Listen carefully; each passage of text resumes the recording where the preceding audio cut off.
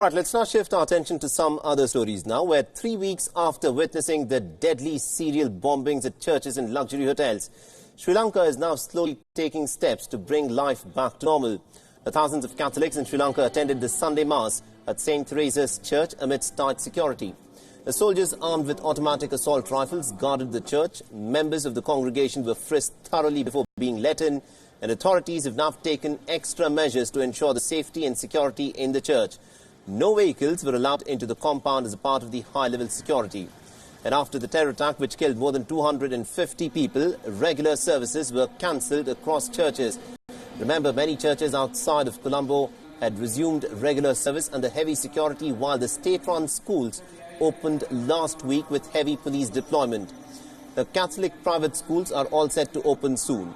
The Sri Lankan authorities have blamed a local group called the National Tawheed Jamaat for the bombings. The authorities also banned the NTJ under the new emergency laws, which have been invoked to deal with the situation post the serial bombings.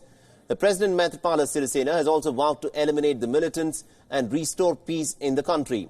The Sri Lanka's police have said that they have either killed or have arrested all of those who were responsible in planning and executing these bombings.